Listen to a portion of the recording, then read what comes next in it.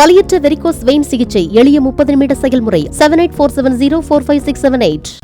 இன்னும் சில மணி நேரங்களில் ராமர் கோயிலின் திறப்பு விழா நடைபெற இருக்கிறது. இதனை காண்பதற்காக அங்கே லட்சக்கணக்கான பக்தர்கள் குவிந்த வண்ணம் இருக்கிறார்கள். தொடர்ந்து அங்கு என்ன மாதிரியான ஏற்பாடுகள் செய்யப்பட்டிருக்கு அப்படின்றத அயோத்தியிலிருந்து நேரலையில் எமது செய்தியாளர் ராஜேஷ் வழங்க இருக்காரு. அவர்கிட்ட கேட்கலாம்.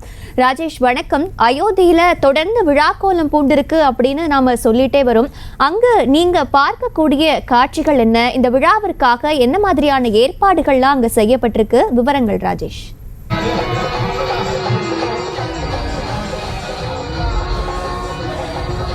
சுதர்சனா, நாம் ஏற்கனவே குறிப்பிட்டது போல ராமர் கோவில் அமைந்திருக்கக்கூடிய இடத்திலிருந்து மிகச்சரியாக 1 கிலோமீட்டர் தூரத்தில் தற்போது நாம் நின்று கொண்டிருக்கிறோம்.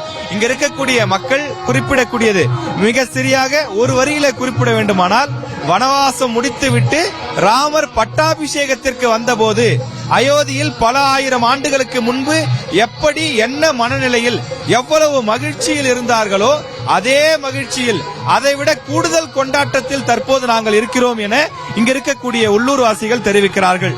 ராமபிரானை நாங்கள் காண வேண்டும், ராமபிரானுக்கென தனியாக ஒரு கோவில் வேண்டும், நாங்கள் எப்போதும் சென்று சுதந்திரமாக வழிபட அந்த வாய்ப்புகள் ஏற்பட வேண்டும் என்று பல ஆண்டுகளாக எங்களுடைய தாத்தா அப்பா காலத்திலிருந்து பலரும் போராடி வந்தோம்.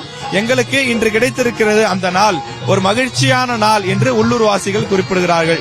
இங்கே நாம் எப்படி அயோத்தி திருவிழா பூக்கோலம் பூண்டிருக்கிறது என்பதை நாம் திரையில பார்த்து கொண்டிருக்கிறோம். ஒளிப்பதிவாளர் கருப்பையா உங்களுக்கு காண்பிக்கிறார். செல்லும் இடமெல்லாம் மாலை தோரணங்கள், மலர் மாலைகளால் அலங்கரிக்கப்பட்டிருக்கிறது. ராமபிரான் கையில் அம்பும் வில்லும் ஏந்தி நின்று கம்பீரமாக நிற்கக்கூடிய கட்டவுட்டுகள், படங்கள் ஆங்காங்கே வைக்கப்பட்டிருக்கிறது. இந்த அயோத்தி நகர் முழுவதும் பக்தி பரவசத்தோடு காணப்படுகிறது. செல்லும் இடமெங்கும் கடை வீதிகள், முக்கிய சாலைகள், வீடுகள் என அனைத்து இடங்களிலும் ராம நாமம் ஓதப்பட்டு ஜெய் ஸ்ரீராம் என்ற கோஷத்தோடு மக்கள் பக்தி பரவசமாக பாடல்களை பாடியும் நடனம் ஆடியும் பஜனை பாடல்கள் பாடியும் கொண்டாடி வருகிறார்கள். தற்போது நாம் இருக்கக்கூடிய இடம் அயோத்தி ராமர் கோவில் இருக்கக்கூடிய அந்த முக்கிய பிரதான சாலை.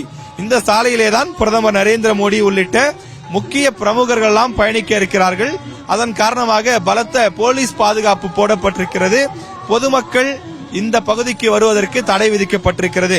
கோவில் நிர்வாகத்தை சார்ந்தவர்கள், பாதுகாப்பு பணியில ஈடுபட்டிருக்கக்கூடிய அரசு அதிகாரிகள் மற்றும் காவல்துறையை சார்ந்தவர்கள் மட்டுமே அடையாள அட்டை வழங்கப்பட்டு அவர்கள் ஆங்காங்கே நின்று கொண்டிருக்கிறார்கள்.